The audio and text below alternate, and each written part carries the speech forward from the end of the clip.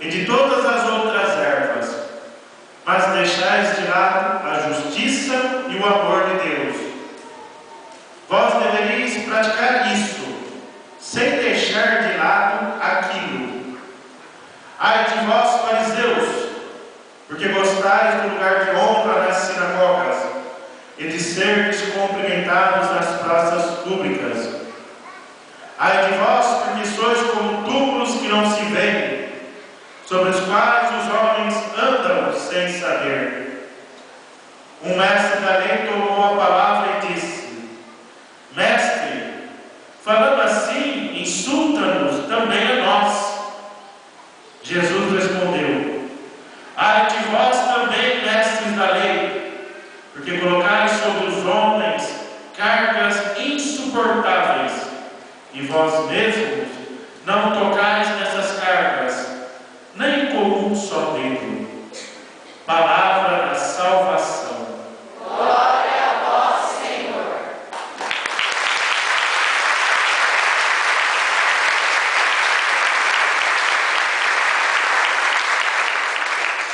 Podemos sentar? Eu pedi que fosse gravada a primeira leitura, porque nós temos que tomar cuidado, uma vez que nós somos batizados na água e no Espírito.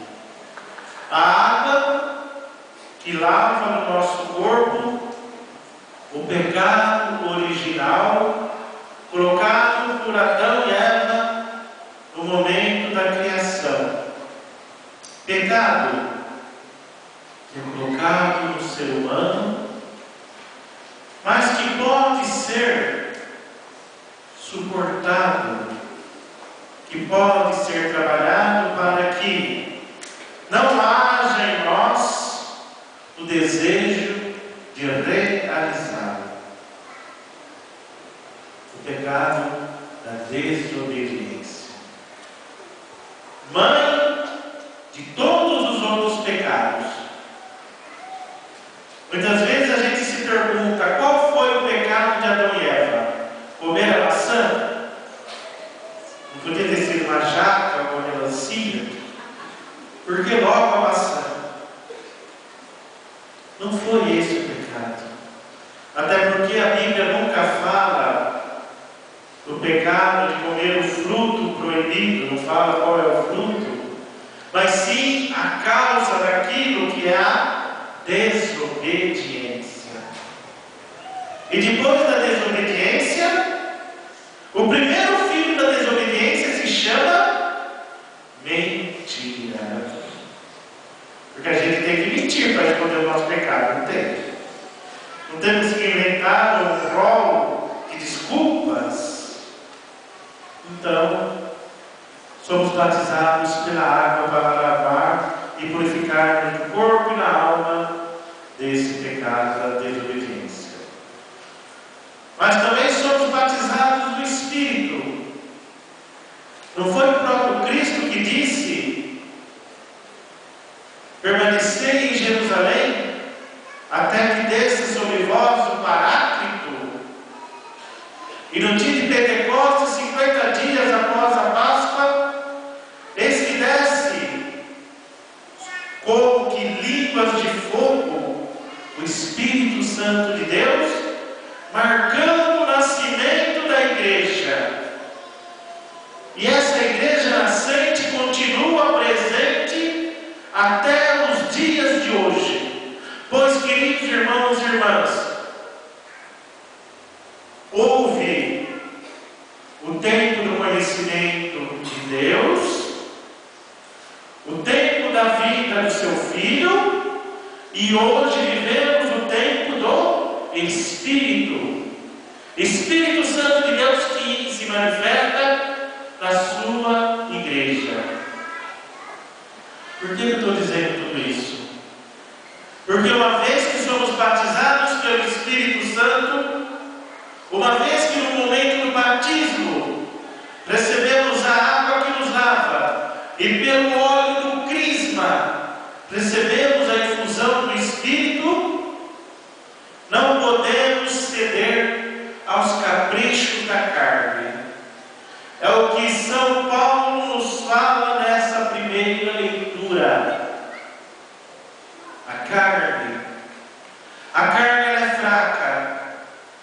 E a carne se deixa seduzir por diversas práticas que vão contra aquilo que o Espírito quer e propõe. A carne, ela cede à fornicação, à libertinagem, à devassidão. A carne, queridos irmãos e irmãs, ela se torna escrava da idolatria, feitiçaria, inimizades, contendas, ciúmes e iras, discórdias, invejas e tantas outras coisas que vão destruindo a nossa imagem divina. Já parou para pensar quanto pecado entra na nossa vida e muitas vezes é apresentado de uma forma salutar, saudável? Já parou para pensar quantas e quantas enfermidades são atraídas ao nosso corpo porque nós não temos respeito com essa morada do Espírito?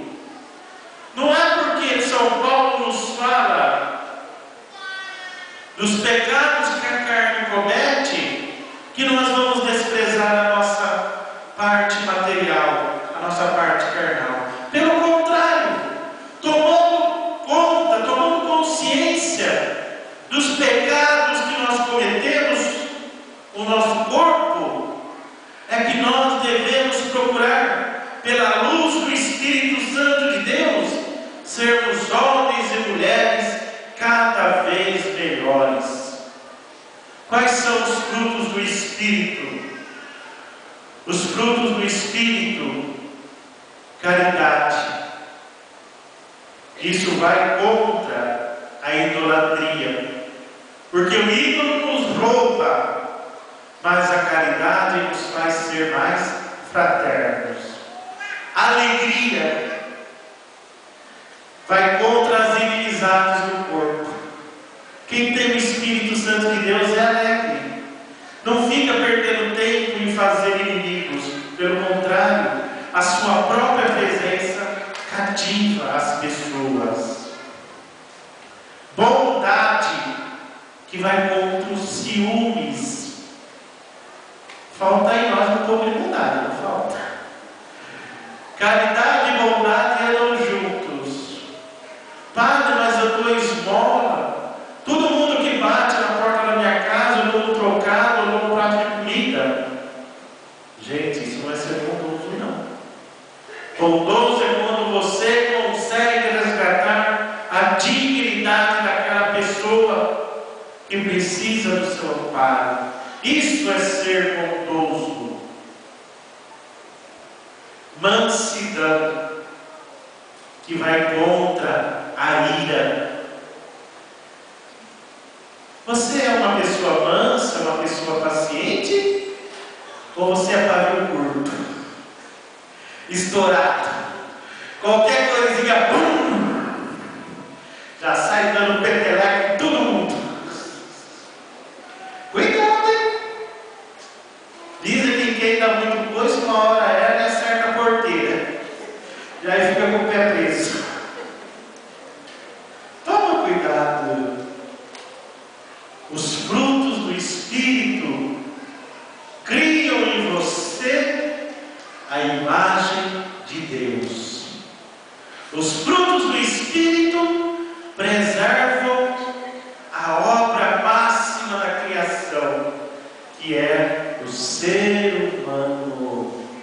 Você, eu, nós estamos aqui acolhendo a palavra de nosso Deus.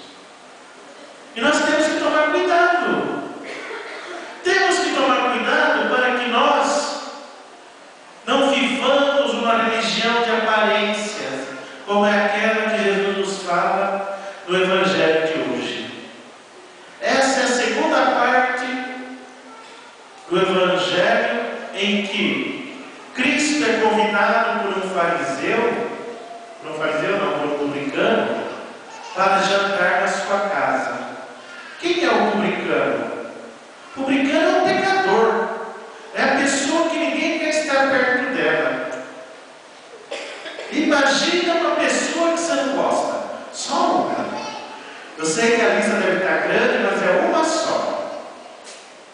Aí você imagina uma pessoa que quando você está falando, ela fica mexendo no celular, ou então fica fazendo outras coisas que não deveria.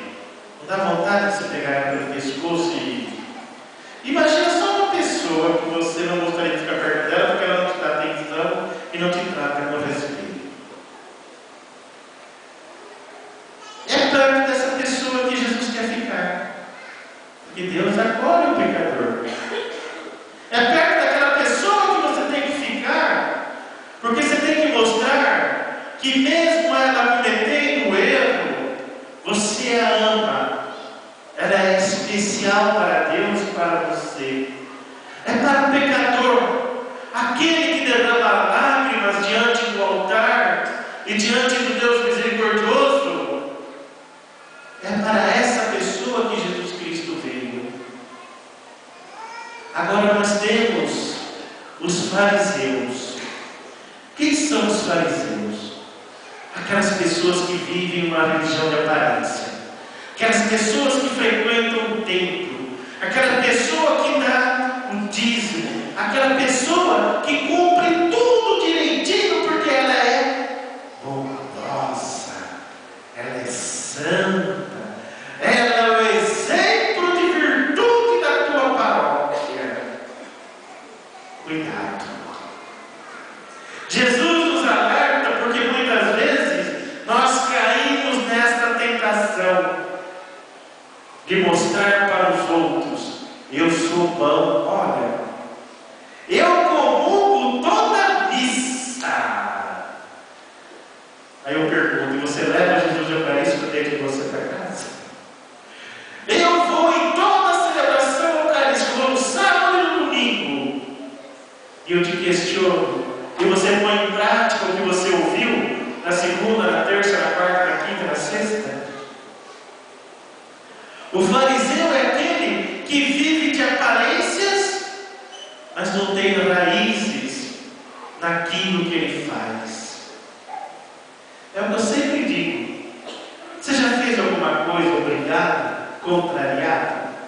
Uma coisa tipo assim: tem que fazer porque eu estou mandando, é obrigado. E você faz lá por obrigação, e você não vê a hora de terminar aquilo para se ver livre.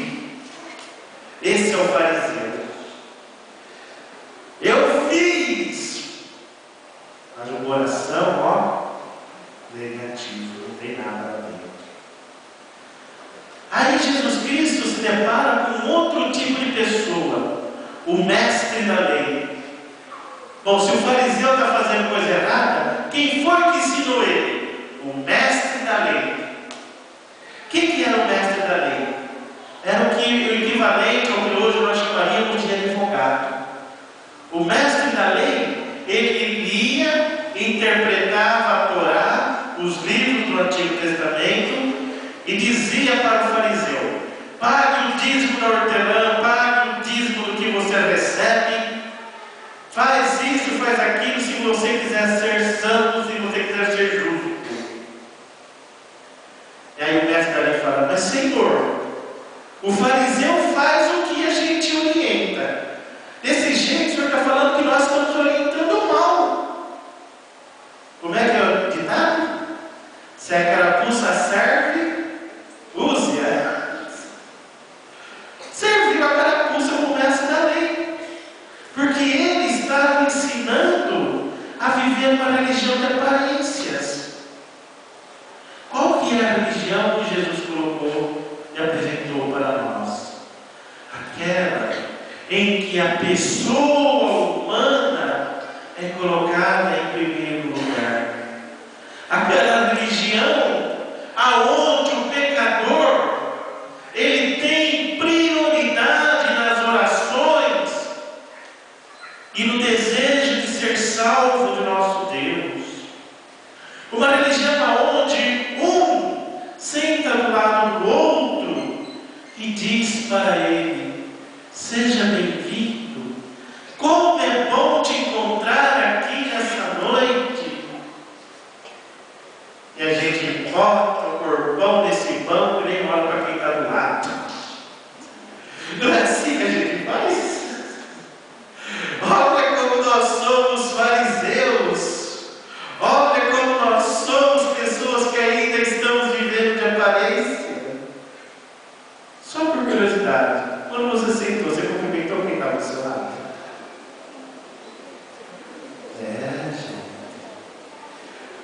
que Jesus coloca para nós nessa noite é uma religião de encontro, pois só pode se encontrar quem se ama, e quem ama vai ao encontro do outro. Lembra quando você namorava? Lembra quando você era jovem, apaixonado? Que se atravessava metade da cidade ou ia para outra cidade para ver a pessoa que você ama? Enfrentava tempestade se fosse preciso, até mesmo o irmão, o pai dela, para estar com aquela pessoa que você ama. É essa a religião, é essa a fé que Deus quer para nós hoje. Não uma fé de aparência, não uma fé que menospreza o corpo, mas uma fé que busque você na sua totalidade. Você é corpo, alma e coração. Você não é uma parte que vai ser salva e a outra parte que vai ser condenada. Pelo contrário, quando nós formos salvos pela misericórdia de Deus, tenha certeza, seremos salvos integralmente, do jeito que nós somos. É por isso que eu já mandei instalar um guindaste no céu, para levantar esse corpinho aqui, vai dar trabalho. Querido irmão, querida irmã, você vai ser salvo junto com todos nós, na graça e na misericórdia de nosso Pai, porque Ele quer nós, que somos pecadores, que dobramos o nosso joelho e digamos: Senhor, tenha piedade, porque sou pecador, mas confio na sua graça e na sua misericórdia. Afastai-vos do pecado, pois vós sois filhos do Espírito Santo de Deus. Dobrai o vosso joelho e rezai incessantemente, para que a graça nos seja alcançada. Amém? Amém. E já que você não falou seja bem-vindo para quem está do seu lado, olha para este irmão, para essa irmã tão linda e tão maravilhosa que está aí contigo, e diga para ele: seja bem-vindo e tome posse da graça de Deus. Vamos lá?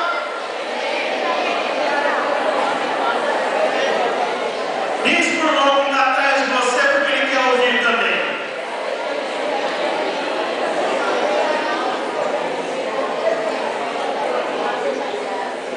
Marcão, vamos cantar alguma coisa aí? A segunda parte do Zaqueu? Vamos lá.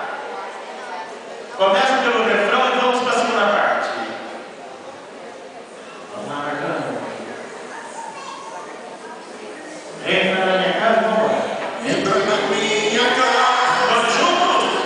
entra na minha casa, desce confiança do meu lar, saca todas as feridas, me ensina a santidade, nega a raça, vem a mim, porque o Senhor é meu bem maior, faz um milagre em mim. Vamos lá, nós vamos cantar.